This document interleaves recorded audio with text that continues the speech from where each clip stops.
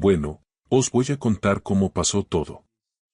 He estado saliendo con esta chica, Olivia, durante unos 4 años. Es increíble. Divertida, inteligente, muy tranquila. Siempre conectamos de maravilla. ¿Sabéis qué pasa cuando conoces a alguien y, de repente, sientes que todas las piezas del puzzle encajan a la perfección? Pues así era con ella. Nos conocimos en una fiesta aleatoria en el centro de Madrid a la que nuestros amigos nos arrastraron casi a la fuerza. Ninguno de los dos tenía ganas de estar allí, pero acabamos hablando toda la noche en un rincón sobre películas de serie B y recuerdos raros de la infancia. Avancemos un par de años. Yo ya tenía claro que quería pasar el resto de mi vida con ella. A los 2 años de relación, estaba convencido de que era la elegida. Empecé a ahorrar para un anillo en condiciones, pensando en lanzarme cuando estuviera en una mejor situación económica. Quería ser responsable y no hacer las cosas a medias. Olivia se merecía una propuesta como Dios manda y yo no quería estar agobiado por el dinero justo el día después del sí. Así que el año pasado, tras trabajar como un animal y sentir que por fin tenía mi vida bajo control, o al menos que el barco no se estaba hundiendo, decidí que era el momento ideal. Estaba entusiasmado, casi eufórico. Y no era solo una paranoia mía. Olivia y yo habíamos hablado de matrimonio antes y ella parecía estar muy por la labor. Siempre decía que no se veía con nadie más y que su plan de futuro pasaba por construir una vida juntos. Sentía que no me lanzaba a ciegas a una piscina vacía. Planeé la propuesta en una cala perdida de la Costa Brava. Aunque vivimos en Madrid, ese lugar era sagrado para nosotros porque allí fue donde, en nuestro primer viaje como pareja, decidimos que lo nuestro iba en serio. Ambos somos de perfil bajo, así que buscaba algo íntimo. Nada de numeritos públicos, ni cenas en restaurantes caros con media ciudad mirando. Solo nosotros. Recuerdo aquel primer viaje como si fuera ayer. No teníamos ni un duro, así preparamos un picnic humilde con lo que compramos en el súper, unas latas de cerveza y nos sentamos en la arena a hablar hasta que el aire refrescó y tuvimos que abrazarnos. Fue perfecto en su sencillez. El día de la propuesta estaba nervioso de muerte, con el corazón en la garganta. Estaba seguro de que diría que sí, pero un paso así siempre impone. Compré un anillo precioso, organicé el viaje al detalle y me aseguré de que estuviéramos en la orilla justo al atardecer, porque a Olivia los cielos de la costa la vuelven loca. El cielo se puso de un tono rosa y púrpura espectacular, parecía una señal del destino dándome el visto bueno. Caminábamos por la orilla, con el sonido de las olas de fondo, hablando de cualquier tontería, cuando me detuve en seco. Le cogí la mano, la miré a los ojos y empecé a soltarle todo el discurso que llevaba ensayando meses sobre cuánto significaba para mí. Le dije que era mi hogar, que la amaba y que no podía imaginar un solo día de mi vida sin ella a mi lado. Me puse de rodillas sobre la arena húmeda, saqué la cajita con el anillo y le pedí, con la voz un poco temblorosa, que se casara conmigo.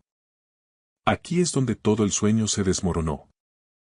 Me miró fijamente, con una expresión indescifrable, y no dijo ni una palabra durante lo que me pareció una eternidad. Luego, con una calma que me heló la sangre, soltó. Quiero casarme contigo, pero ahora no. Me quedé a cuadros, totalmente descolocado. Mi cerebro se bloqueó y no procesaba la frase. Allí seguía yo, hincando la rodilla con el anillo en la mano, sintiéndome como un auténtico idiota delante del mar. Quiero casarme contigo, pero ahora no. ¿Qué clase de respuesta es esa? Se me cayó el alma a los pies y el frío de la arena me caló hasta los huesos. Dijo que no estaba lista para el compromiso formal todavía, que necesitaba más tiempo para asimilarlo. Pero no me dio ninguna explicación lógica ni motivos reales. Fue como recibir un puñetazo directo al estómago, pero no quise montar un número ni arruinar la noche más de lo que ya estaba. Forcé una sonrisa amarga y dije: vale, lo entiendo. Pero la verdad es que no entendía absolutamente nada. Habíamos proyectado una boda, una vida entera. Y de repente, cuando me expongo de verdad, recibo un rechazo a medias que duele más que un no rotundo. Traté de convencerme de que quizás solo necesitaba espacio. Yo mismo había esperado un año para tener mis ahorros en orden, así que intenté ser empático. Me dije a mí mismo que no era para tanto.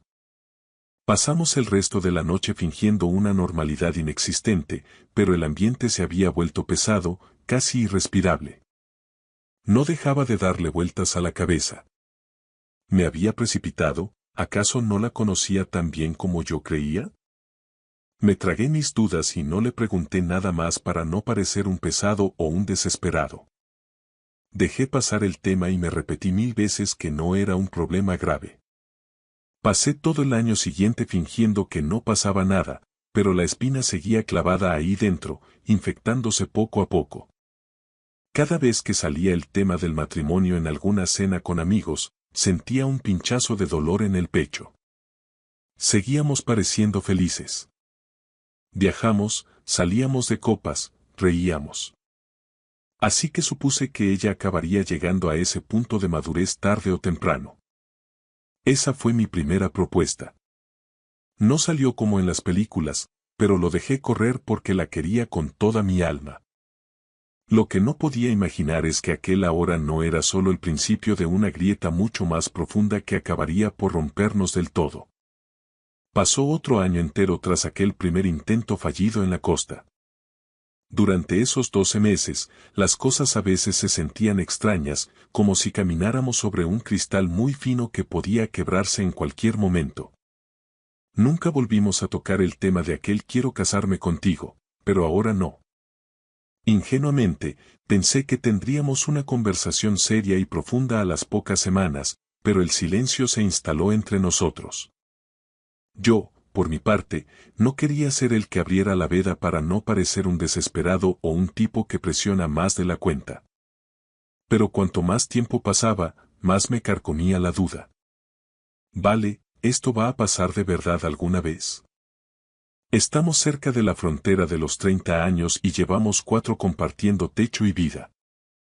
A estas alturas de la película, o lo sabes con certeza o no lo sabes nunca.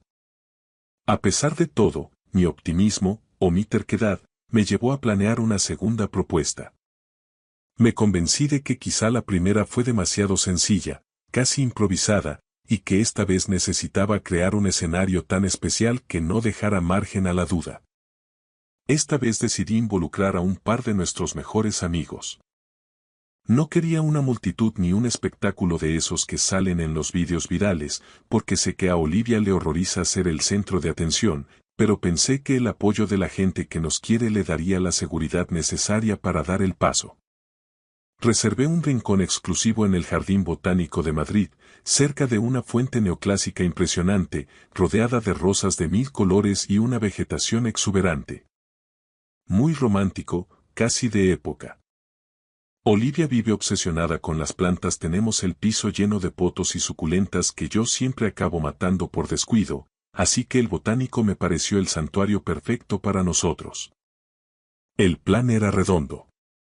Cena tranquila en un restaurante acogedor de la zona de retiro y luego un paseo casual hasta el jardín, donde nuestros amigos ya habrían preparado un camino de velas y pétalos. Esa noche yo estaba atacado de los nervios, con el pulso a 1000. Rezaba por dentro para que no se repitiera el guión del año anterior. La cena fue de 10, reímos con ganas, compartimos una buena botella de vino y, por un momento, me sentí el tipo más afortunado y optimista del mundo. Al terminar, sugerí dar el paseo y ella aceptó encantada. Cuando llegamos a la fuente, el lugar estaba de ensueño, iluminado tenuemente.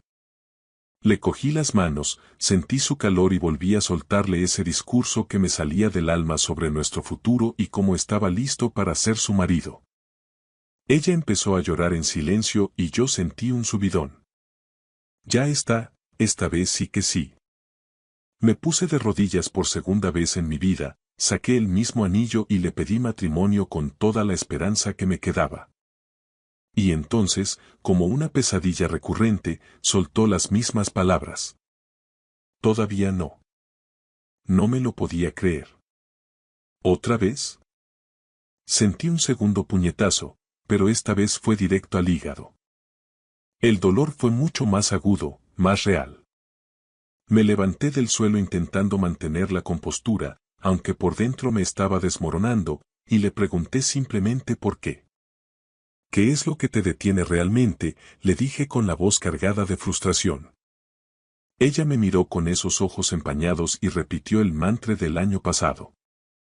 Que quería estar segura de que lo nuestro funcionaría para siempre, que no se sentía lista para el peso del compromiso. Ahí fue cuando la tristeza mutó en enfado.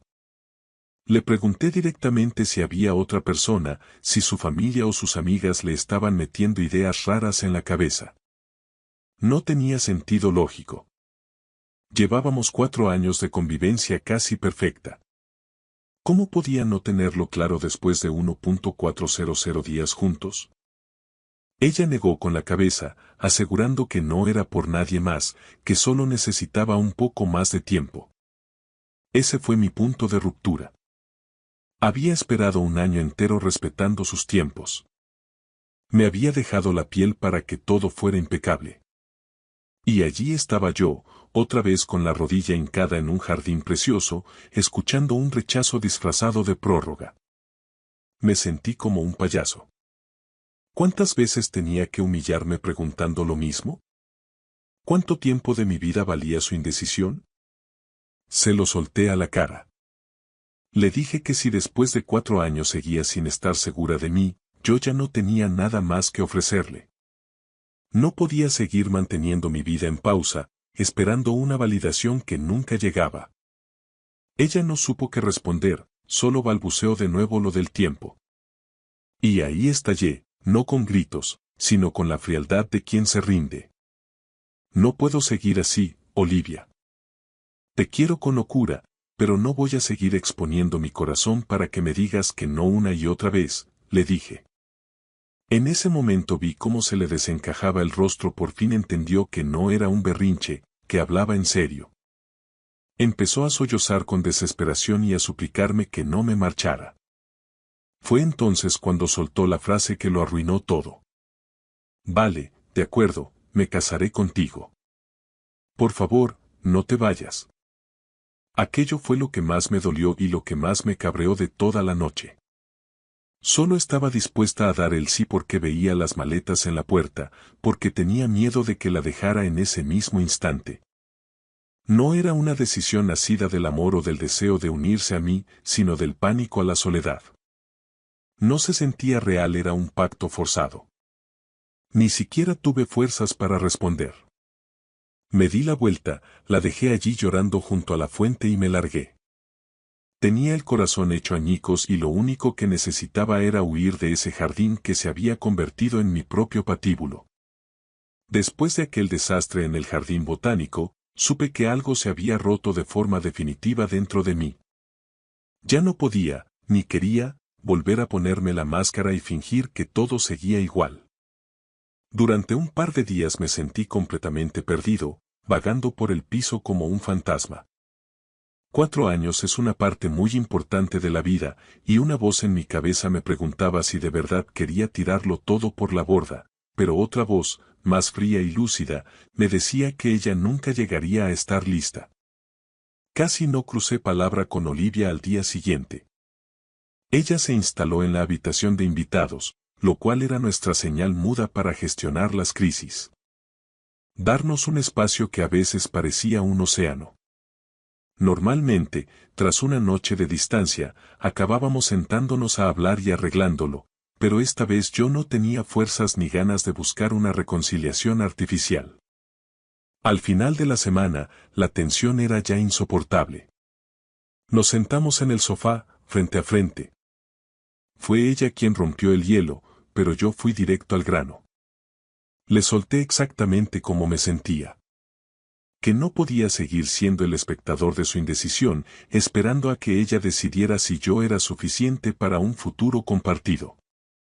Si después de 4 años viviendo juntos no tenía una respuesta, dudaba mucho que la tuviera alguna vez. Ella se quedó callada una eternidad, evitando mi mirada. Luego, con un hilo de voz, repitió: Te quiero. De verdad que quiero estar contigo.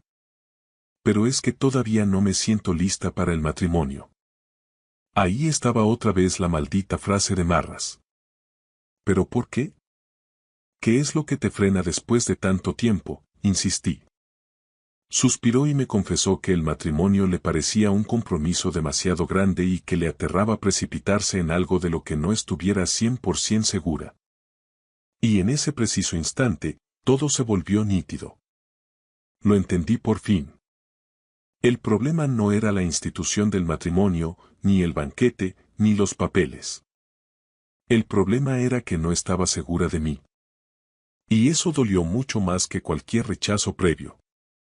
Podría haber aceptado que alguien fuera alérgico a las bodas, pero que después de 4 años no supiera si yo era la persona adecuada para envejecer. Eso era otra historia. Le lancé la pregunta definitiva. ¿Vas a estar segura de mí alguna vez? Me miró a los ojos y, por primera vez, el silencio fue su única respuesta. Se quedó observando sus propias manos, incapaz de decir un sí que no fuera mentira. Ahí tuve la confirmación que necesitaba. Me levanté y, con el corazón en un puño pero la voz firme, le dije. No puedo seguir con esto. Te quiero, pero si a estas alturas no sabes lo que sientes por mí, no voy a quedarme a esperar eternamente a que cambies de opinión.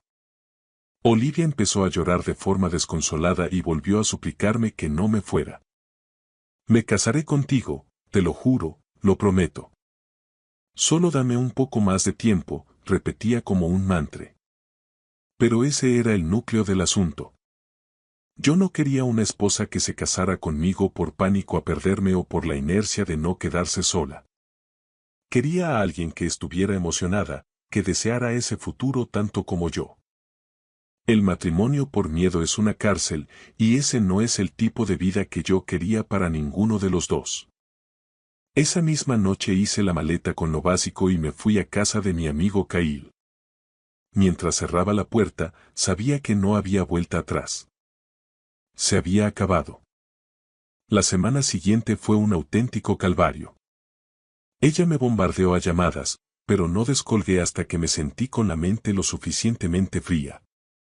Tuvimos una de esas conversaciones telefónicas incómodas en las que los silencios pesan más que las palabras. Ella me rogaba que volviera, que lo intentáramos de nuevo, y yo le decía que necesitaba tiempo para asimilarlo todo. Era irónico. Yo pidiendo tiempo, igual que ella, pero los motivos no podían ser más distintos. Yo no dudaba de mi amor por ella, simplemente intentaba aprender a vivir con el hecho de que ese amor no era suficiente para sostenernos. Entonces empezó el acoso digital. Sus amigos, sus padres e incluso conocidos comunes empezaron a escribirme mensajes incendiarios. Al parecer, la versión que ella había difundido era que yo la había dejado tirada solo porque no quería casarse todavía. Por supuesto, me crucificaron. Me llamaron inmaduro, egoísta y capullo por mandar a la mierda 4 años por un simple detalle de organización. No entendían que no era por la fiesta o el anillo, era por su falta de certeza sobre nuestra unión.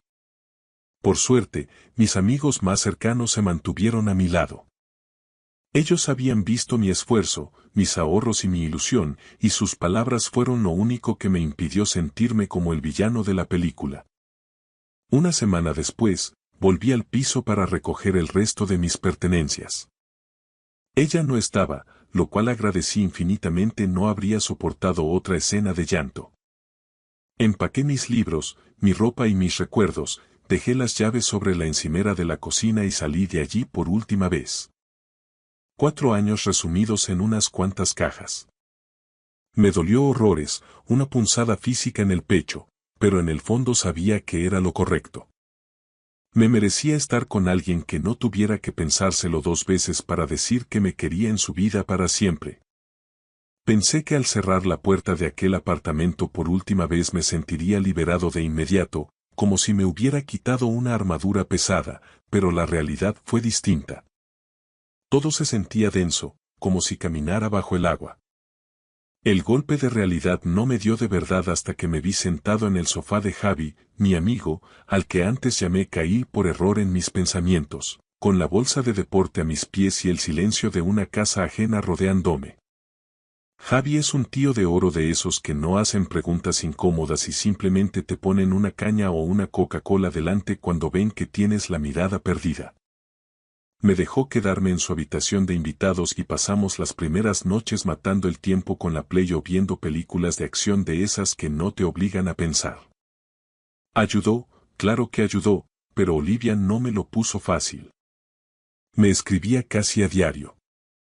Empezó con mensajes lacrimógenos de te echo de menos y no puedo dormir sin ti, pero pronto pasaron a ser mensajes cargados de frustración. Me decía que era un irracional, un inmaduro por no querer sentarme a arreglar lo nuestro. Según ella, estaba tirando 4 años de amor a la basura por una rabieta sobre una tontería. Aquello me ponía de los nervios. Me costaba horrores ignorarla porque una parte de mí seguía enamorada de su recuerdo, pero mi parte racional me recordaba a gritos que esto no iba de una boda pomposa, sino de su incapacidad para apostar por mí al 100%. A las 2 semanas, el tono cambió. Recibí un mensaje suyo que ya no destilaba rabia ni desesperación. Era algo sencillo, casi gélido. Ahora lo entiendo todo. Lo siento de verdad. Espero que encuentres a alguien que te dé esa seguridad que yo no supe darte. Sé feliz. Fue lo último que supe de ella en mucho tiempo. Pasaron los meses y empecé a pillarle el truco a eso de la vida en solitario por Madrid. No voy a decir que todo fuera mágico ni que me sintiera un soltero de oro, pero la vida era más fácil, más ligera. Ya no me despertaba con ese nudo en el estómago que te da cuando sabes que algo en tu relación está fallando pero no quieres admitirlo. Me mudé a mi propio apartamento cerca de la zona de Delicias pequeñito, pero era mío, con mis reglas y mis plantas, que, por cierto, conseguí mantener vivas. Me centré a tope en el trabajo, me apunté al gimnasio para quemar adrenalina y recuperé el hábito de salir con mis amigos de toda la vida. Poco a poco, las piezas de mi vida volvieron a su sitio. Pero justo cuando crees que ya has pasado página del todo, la vida, que es muy puñetera, decide ponerte a prueba. Un viernes noche estaba con Javi en un bar de Malasaña, tomando unas cañas y jugando una partida de billar. La noche iba de lujo. Risas, buena música y ese ambiente vibrante de Madrid que tanto me gusta. De repente, Javi puso una cara rara, como si hubiera visto un fantasma. Oye, tío. No mires ahora, pero Olivia está aquí. Me quedé helado, con el taco de billar a medio camino. No la había visto en meses. Sabía por amigos comunes que estaba saliendo con alguien, que se estaba dejando ver, pero una cosa es oír el rumor y otra muy distinta tener la realidad delante de tus ojos. Respiré hondo, contuve el aliento y miré de reojo hacia la barra. Allí estaba ella. Se veía radiante, con ese brillo en los ojos que solo tenía cuando estaba realmente cómoda. Estaba sentada con un chico, se estaban riendo, compartiendo unos nachos y tomando algo. Se les veía bien. Felices. ¿Y sabéis qué fue lo más curioso? Que no me dolió como yo esperaba. Me dio un vuelco el corazón, sí, un pequeño espasmo de nostalgia, pero no sentí ese vacío absoluto ni esas ganas de salir corriendo. Miré a Javi, le hice un gesto de complicidad y le dije: estoy bien, de verdad. Es mi turno, ¿no? Sigamos jugando. Y así fue. Sin dramas, sin escenas, sin lágrimas. No fue fácil ignorar su presencia del todo, claro. Cada vez que levantaba la vista entre tiro y tiro, los veía allí, disfrutando de su burbuja. No eran celos lo que sentía, sino una mezcla extraña de melancolía y alivio. Una parte de mí siempre guardaría un rincón para ella, pero otra parte mucho más grande se alegraba infinitamente de no ser yo el que estaba allí sentado, forzando una seguridad que ella no sentía. Verla con otro fue, en cierto modo, el último clavo en el ataúd de nuestra historia. Significaba que el ciclo se había cerrado para ambos. Ella también había pasado página. Esa noche, al llegar a mi casa, me senté en el balconcito con un refresco y me puse a pensar en lo mucho que había cambiado mi mundo en solo un año. 12 meses atrás, estaba planeando un futuro eterno con ella en una playa de la Costa Brava. Ahora, ella era solo un recuerdo agridulce, una lección aprendida. Me sentí, por primera vez en mucho tiempo, en paz absoluta conmigo mismo. La gente sigue adelante, el mundo no se para, y eso es lo más sano que hay. A la mañana siguiente me levanté sintiéndome más ligero que nunca. Suena a cliché de película barata, pero fue como si me hubieran quitado una losa de cemento del pecho. Ya no le guardaba rencor, ni a ella ni a sus amigos que me llamaron de todo. Empecé a salir más, a conocer gente nueva sin la presión de buscar la elegida a la primera de cambio. Me di cuenta de que todavía tengo mucho que descubrir sobre quién soy yo cuando no estoy intentando complacer a nadie. Por primera vez en mucho tiempo, estoy conforme con el lugar en el que estoy y con la persona que veo en el espejo. Me muevo hacia adelante, despacio, pero con el paso firme. Mi vida no es perfecta, pero he aprendido que la perfección es aburrida y que las cicatrices te enseñan a no tropezar con la misma piedra. ¿Quién sabe qué me deparará el próximo capítulo? Supongo que habrá que esperar, vivir y dejar que la vida me sorprenda. Y esta vez, no tengo prisa por saber el final. Muchas gracias por ver.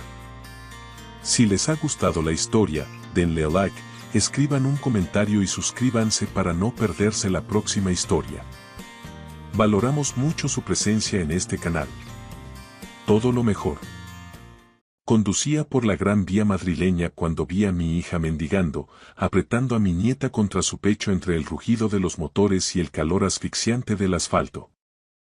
Sus ojos, cargados de un terror que no reconocí, me suplicaron en un susurro. Papá, vete, por favor. Nos están vigilando. Fue en ese preciso instante cuando comprendí que su marido y esa víbora de su suegra habían orquestado todo este infierno. Solo alcancé a decirle: no te preocupes. Déjamelo a mí. Lo que aún no sospechaba era hasta qué punto llegaba su maldad. No se habían limitado a robarle su patrimonio. La habían acorralado, cazado y empujado hasta el abismo, pero yo me iba a encargar de que pagaran por cada lágrima. Me llamo Tomás García, y a mis 66 años he aprendido que, a veces, el silencio no es solo prudencia, es supervivencia. Eso era lo que buscaba aquella tarde de junio mientras salía del Hospital Universitario La Paz. Las palabras del cardiólogo aún resonaban en mi cabeza. Tomás, su tensión se dispara cuando se altera. Necesita evitar el estrés a toda costa. Apagué el aire acondicionado a pesar de los casi 40 grados que asolaban Madrid a veces. La incomodidad física ayuda a despejar la mente mejor que cualquier lujo. El tráfico estaba colapsado en el nudo de Plaza Elíptica. Me detuve ante el semáforo en rojo, con las manos apoyadas en el volante, dejando que la mente vagara sin rumbo fijo. Fue entonces cuando la vi. Una mujer se movía entre los coches, delgada y con la ropa hecha jirones. Sus prendas estaban manchadas y rotas, y caminaba descalza sobre el asfalto ardiente, lo suficientemente caliente como para quemar la piel al contacto. Llevaba a un bebé sujeto al pecho, una criatura diminuta de mejillas pálidas cuya cabecita colgaba débilmente contra su hombro. Pasaba de ventanilla en ventanilla, contando las monedas de céntimo en su palma con una urgencia desesperada. No era el conteo casual de quien busca completar para un capricho, sino el frenesí de alguien cuyo próximo plato de comida depende de cada moneda de cobre.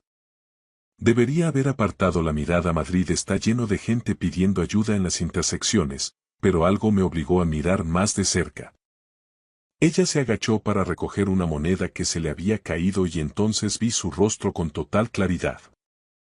El corazón se me detuvo. Era Lucía, mi hija. Mi Lucía. El nombre estalló en mi garganta y abrí la puerta del coche de un golpe. Ella levantó la vista y sus ojos se abrieron de par en par, no con alivio, sino con puro pánico. Papá, no. No puedes estar aquí. Tienes que irte. Por favor. Retrocedió como si yo fuera la mayor de las amenazas. Sube al coche ahora mismo, le ordené, luchando por mantener la voz firme. Papá, nos están vigilando, insistió ella. Me da igual quien esté mirando, respondí mientras abría la puerta del copiloto. Sube. Se quedó congelada, abrazando al bebé con más fuerza. La pequeña soltó un quejido, un sonido débil que me desgarró por dentro. Lucía, suavicé el tono, por favor, deja que te ayude. Su rostro se desmoronó. Las lágrimas trazaron surcos limpios a través de la suciedad de sus mejillas. Miró a su alrededor frenéticamente y, finalmente, se tambaleó hacia el vehículo. Entró y se encogió en el asiento, intentando desaparecer, mientras la niña permanecía inmóvil contra ella, agotada por el bochorno del verano madrileño. El semáforo se puso en verde y los coches empezaron a pitar detrás de mí. Los ignoré y arranqué. Durante varias manzanas, ninguno de los dos pronunció palabra. Los hombros de Lucía se sacudían con sollozos silenciosos mientras mecía suavemente a la pequeña Sofía, susurrando palabras que no alcancé a oír. Tenía 1000 preguntas, pero una quemaba más que las demás. Una duda que convertía mi confusión en algo frío y afilado como el hielo. Miré a esa mujer que parecía el fantasma de mi hija, la chica a la que lo había dado todo. Lucía, dije en voz baja, rompiendo el silencio, ¿dónde están el piso de la calle Serrano y el coche que te compré? Ella cerró los ojos, su cuerpo entero temblaba, y entonces comenzó a responder en susurros entrecortados que me helaron la sangre. Conduje sin pensar, simplemente poniendo distancia entre nosotros y aquel semáforo de la muerte. Dime qué ha pasado, insistí. Todo. Su voz apenas era audible. El piso ya no existe, papá. Ni el coche. Ni los 400.000 euros de los ahorros. Todo lo que me diste se ha ido. Apreté la mandíbula al escuchar los nombres. Hugo, su marido y Patricia, su suegra. 3 días después de que naciera Sofía, Hugo llegó a casa con un regalo. Una pulsera de plata grabada que decía la mamá de Sofía. Lucía rompió a llorar de nuevo. Pensé que era el marido más atento del mundo. Luego, él sacó unos papeles diciendo que estaba gestionando un seguro de vida y un fondo para proteger el futuro de la niña. Solo necesitaba mi firma. Yo estaba agotada, papá. Sofía no había dejado de llorar en toda la noche y llevaba días sin dormir. Firmé sin leer. ¿Qué firmaste exactamente?, pregunté con un nudo en la garganta. Un poder notarial total, las palabras sonaron como ceniza en su boca. Le di el control de absolutamente todo. Las cuentas, el piso, cada céntimo. Y después de eso, me pusieron a trabajar. Sus manos no dejaban de temblar. Cada mañana, durante las últimas 2 semanas, su hermano o Patricia me llevaban a distintos puntos de la ciudad. Me dejaban allí con Sofía y me decían que, si no conseguía al menos 20 euros, no comería esa noche. Me obligaron a mendigar, papá. Me contó que la vigilaban de cerca. Patricia aparcaba cerca para asegurarse de que no se moviera de su puesto. Por la noche, la encerraban en una habitación trasera y le quitaban el móvil. Dijeron que si intentaba contactar contigo, me quitarían a Sofía y no la volvería a ver jamás. Tuve que detener el coche a un lado de la carretera. Las manos me temblaban demasiado para seguir conduciendo. ¿Por qué no escapaste a buscar ayuda?, pregunté con el corazón encogido. Porque me dijeron que te daría un infarto si aparecía así, dijo entre nuevas lágrimas. Me recordaron que tienes 66 años y la tensión alta.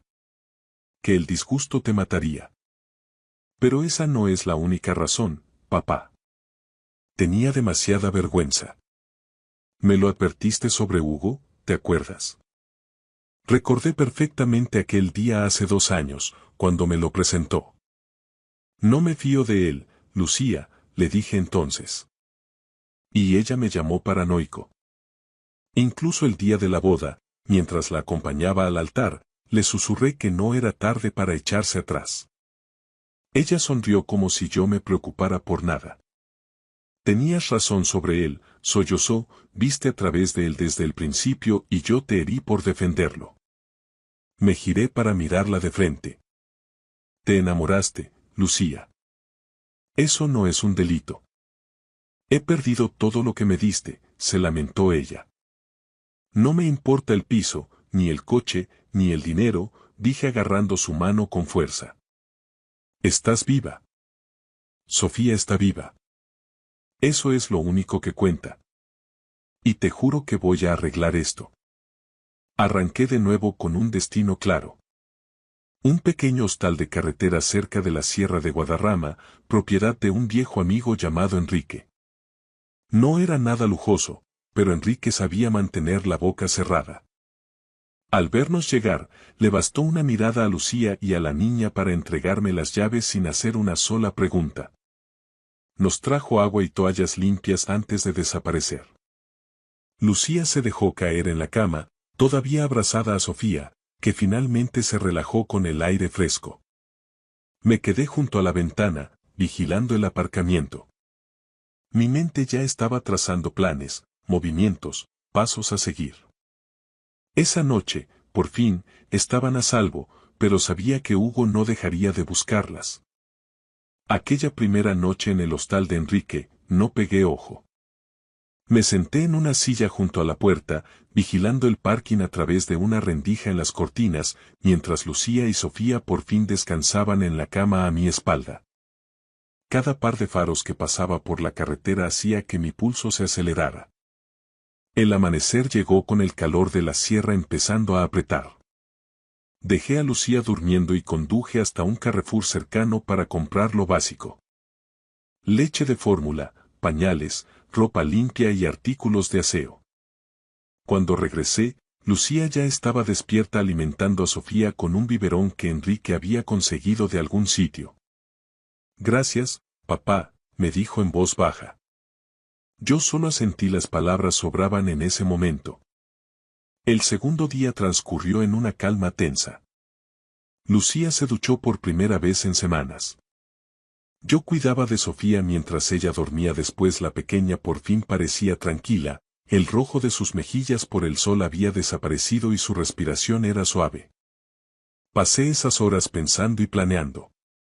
Hugo tenía dinero, contactos y, evidentemente, ninguna conciencia. No podía limitarme a esconder a Lucía y esperar que se rindiera. Tipos como él no se rinden, escalan el conflicto. Necesitaba ayuda real. Un abogado, quizás un investigador privado, gente que entendiera cómo luchar en este tipo de guerras. Pero primero, debía llevarlas a un lugar más seguro. El tercer día empezó igual de tranquilo, hasta que alguien llamó a la puerta. 3 golpes secos. Pausa. 3 golpes más. Lucía palideció al instante.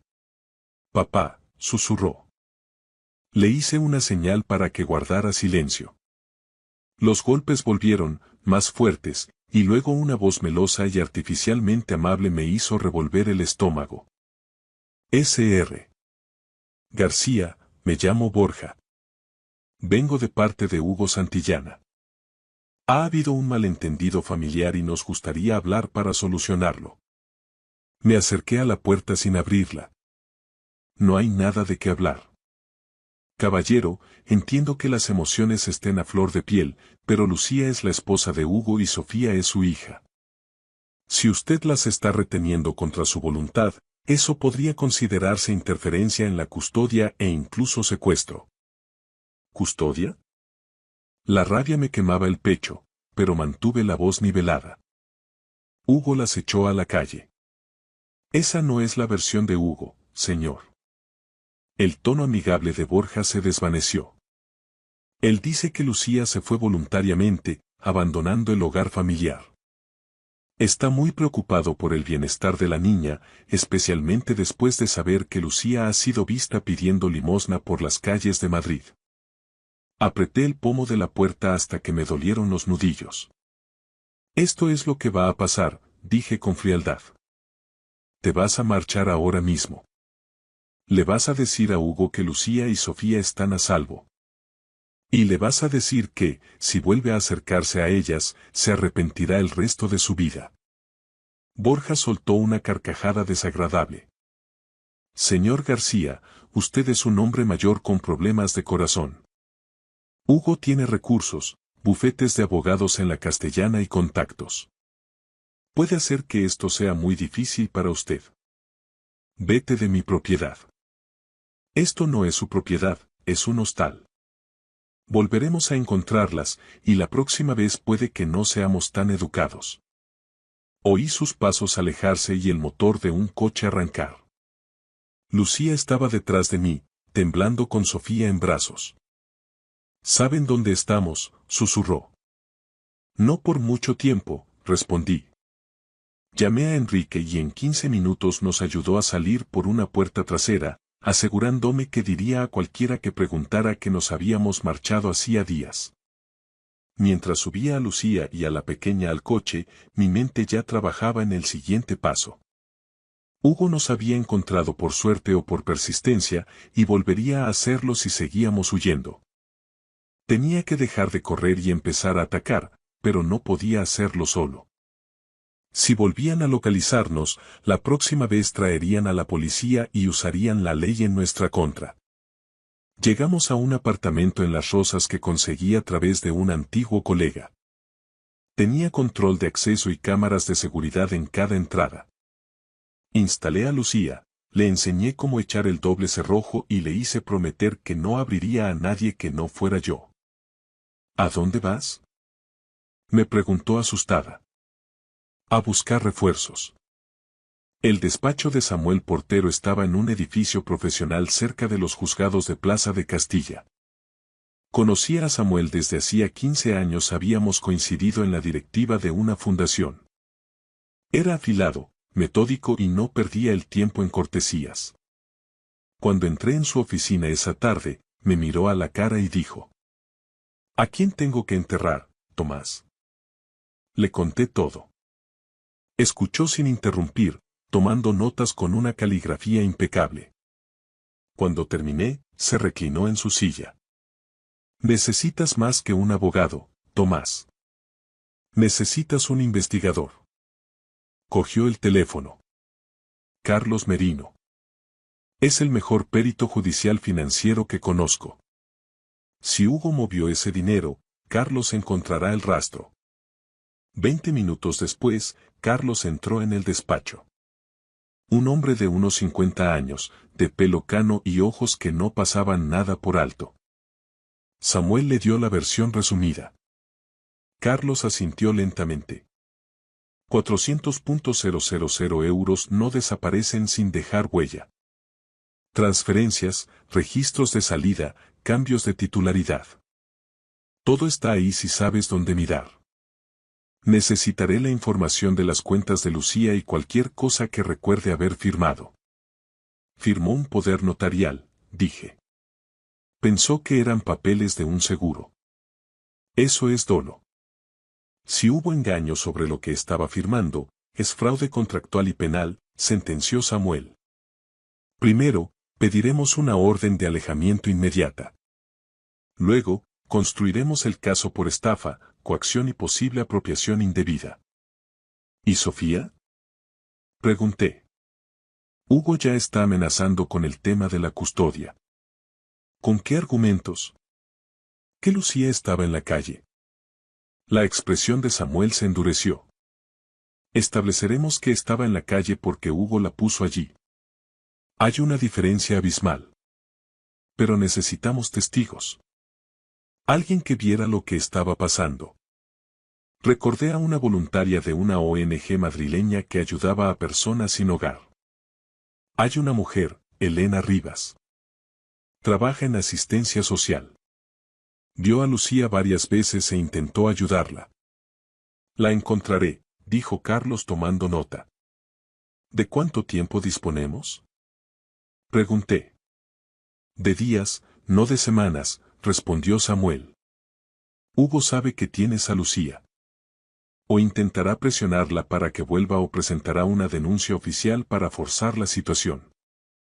Tenemos que estar listos antes que él. Asentí, sintiendo por primera vez algo que no había sentido desde que encontré a mi hija en aquel semáforo. Esperanza. Al levantarme para irme, mi móvil vibró. Un mensaje de un número desconocido. Tu hija está por todo Facebook. La gente se hace preguntas. Mejor actúa rápido antes de que esto se ponga más feo. Se lo enseñé a Samuel. Esa es su otra arma, dijo él. La opinión pública. Carlos, ¿cuánto puedes tardar? Iré rápido, respondió Carlos, pero ellos nos llevan ventaja con el relato de los hechos. Salí de allí con la cabeza a mil. Hugo no solo iba a por Lucía legalmente, iba a por su reputación, asegurándose de que, incluso si ganábamos en el juzgado, ella ya hubiera perdido ante los ojos de todo el mundo. Esa misma noche, poco después de las 8, mientras estaba en la cocina del apartamento de las Rosas observando cómo Lucía intentaba que Sofía tomara un poco de leche, mi móvil vibró sobre la mesa. Era un enlace de Facebook enviado por un desconocido. Al abrirlo, mi estómago dio un vuelco. El video, grabado desde la ventanilla de un coche, mostraba a Lucía en el nudo de Plaza Elíptica, bajo un sol abrasador, con la pequeña Sofía llorando en sus brazos. Lucía se veía demacrada, con la mirada perdida por el agotamiento. El pie de foto escrito por Hugo decía: Esta es mi esposa, Lucía Santillana. Abandonó a nuestra familia, se llevó a nuestra hija y desapareció. No está bien mentalmente y rechaza cualquier ayuda. Si la ven, avísenme. Solo quiero que mi bebé vuelva a casa sana y salva. En apenas 2 horas, el video ya tenía más de 15.000 reproducciones. Los comentarios eran despiadados. ¿Qué clase de madre usa a un bebé para estafar? Parece drogada, que alguien llame a servicios sociales, la vi ayer, es una mendiga profesional. Y coronando la lista, un comentario de Patricia, su suegra. Hemos intentado ayudarla tanto. Está así desde que nació Sofía. Le dimos todo, pero nos rechazó. Ahora pone en peligro a la niña, rezo para que reciba ayuda. Cientos de personas apoyaban sus mentiras. Lucía se acercó y, antes de que pudiera evitarlo, tomó el teléfono. Vio el video y leyó las palabras de odio. Dicen que soy un monstruo. Que uso a mi hija por dinero, susurró con la voz rota antes de romper a llorar desconsoladamente. La gente le cree a él, papá. Creen que soy una mala madre. Llamé a Samuel de inmediato. Lo he visto, Tomás, me dijo antes de que pudiera hablar. Tenemos que responder, Samuel, hay que contar la verdad, exigí. Pero su respuesta fue tajante, no. Si respondes ahora, parecerás desesperado. Hugo quiere que pelees en público porque controla el relato. Deja que sigan publicando. Cada mentira de Patricia y cada post de Hugo son pruebas de su coordinación. Deja que piensen que están ganando. Cuando llegue el momento de ir a juicio, usaremos sus propias palabras para enterrarlos. Odiaba quedarme de brazos cruzados, pero confiaba en él. Pasé la noche en vela, vigilando la puerta y viendo cómo el contador de visitas subía. 31.000 a medianoche, 50.000 al amanecer. Sabía que el siguiente movimiento de Hugo no sería digital, vendría en persona. Y así fue. A las 9 de la noche siguiente, 3 golpes secos resonaron en la puerta. Miré por la mirilla. Era Mario, el hermano de Hugo. Sr. García, tenemos que hablar, dijo con una calma gélida. No abrí. Se ha llevado a la hija de Hugo, eso es secuestro en este país, continuó él. Y usted es un hombre mayor interfiriendo en asuntos de custodia. Es peligroso. Ha tenido problemas de corazón, ¿verdad? El estrés no es bueno a su edad. Los infartos ocurren, incluso a quienes se creen cuidadosos. Piense en su salud, porque si a usted le pasa algo, Lucía se quedará sola y Sofía volverá a donde pertenece. Cuando se marchó, mi pulso martilleaba en mis sienes. Media hora después, llamó Carlos Merino, el investigador. Siéntate, Tomás. He entrado en los registros financieros de Lucía. Lo que me contó me dejó helado. Hugo había contratado un seguro de vida a nombre de Lucía 3 días después del parto. La indemnización era de 500.000 euros y el único beneficiario era él. Pero había más.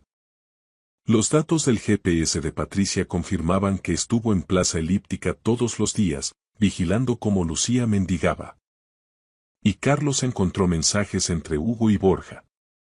Hugo le pagaba 500 euros a la semana para asegurarse de que Lucía no fuera a un refugio y se mantuviera visible en la calle.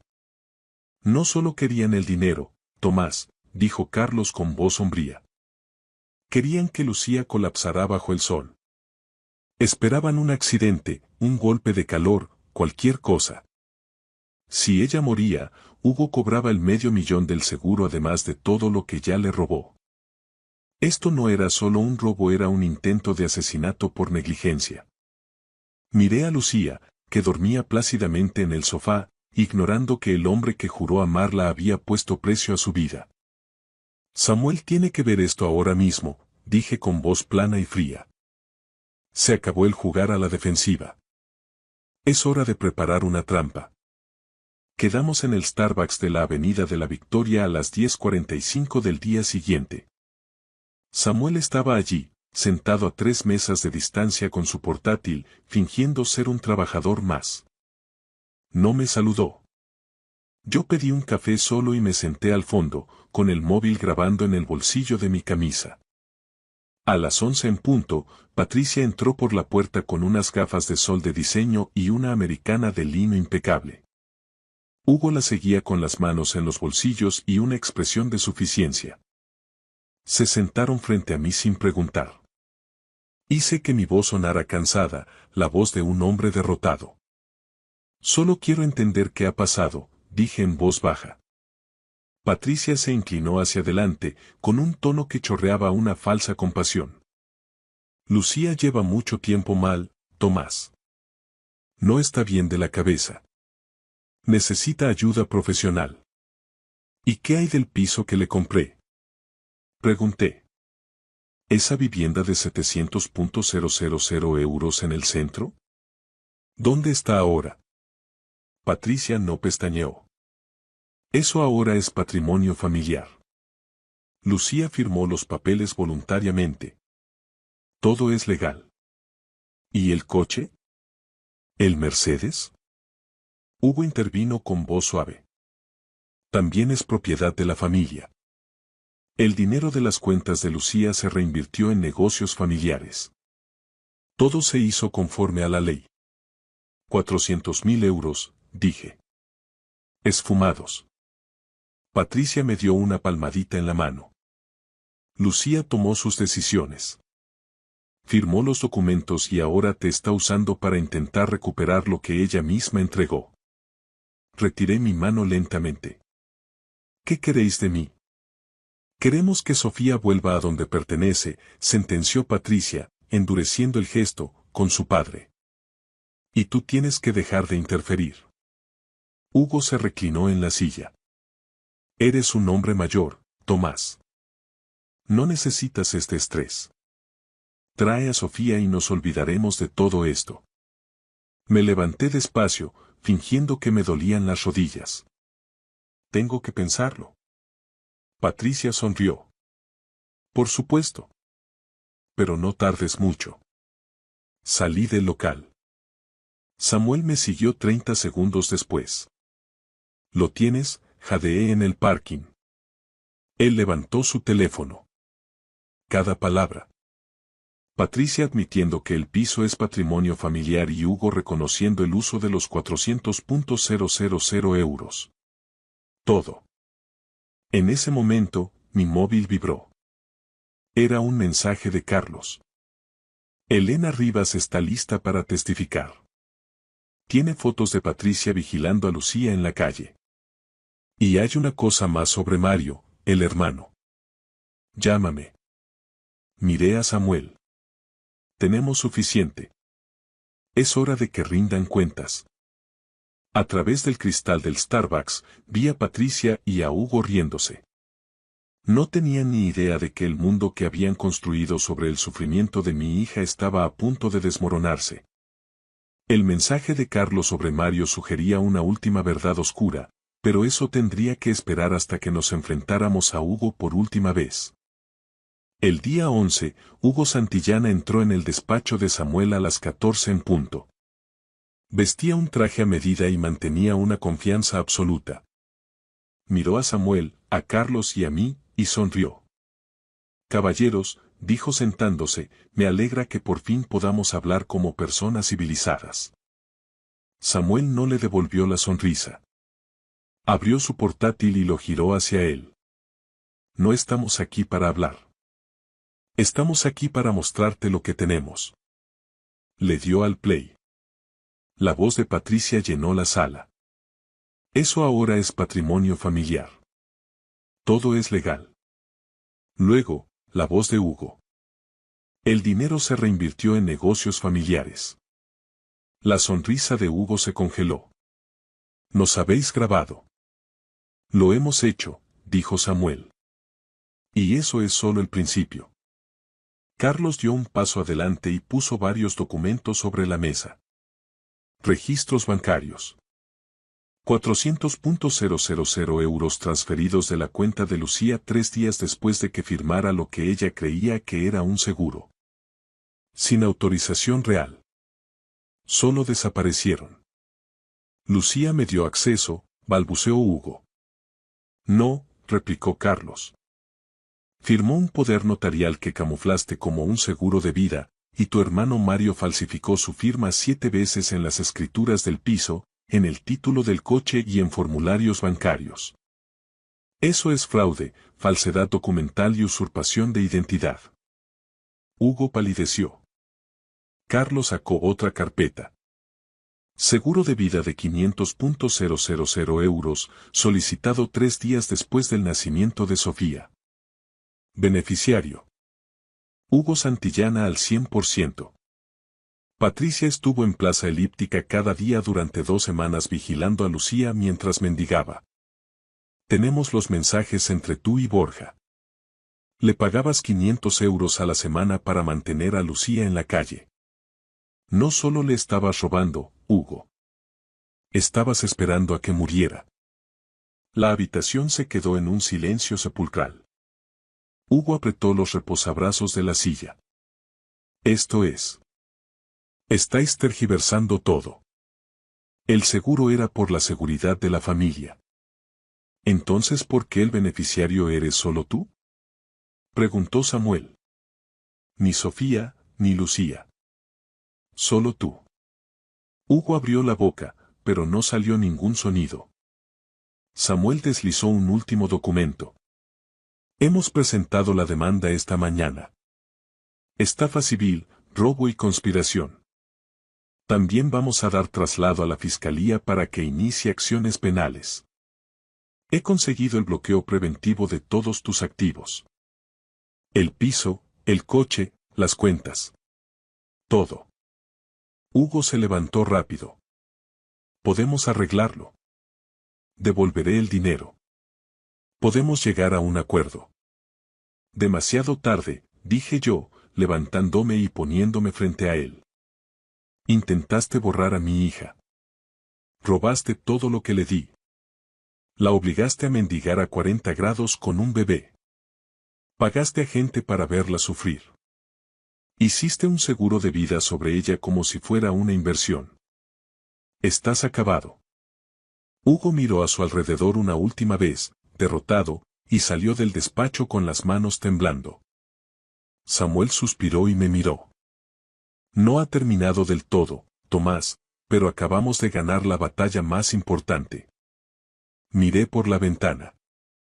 Abajo, en la calle, Hugo caminaba hacia su coche con los hombros hundidos. Por primera vez en 2 semanas, pude respirar. Pasaron 6 meses desde aquel enfrentamiento en el despacho de Samuel. Madrid lucía diferente bajo las luces de Navidad, mucho más acogedora que bajo el sol inclemente de junio. Me encontraba en el salón del nuevo piso de Lucía, en una zona tranquila de Majadahonda, viendo cómo Sofía gateaba por la alfombra persiguiendo las luces del árbol.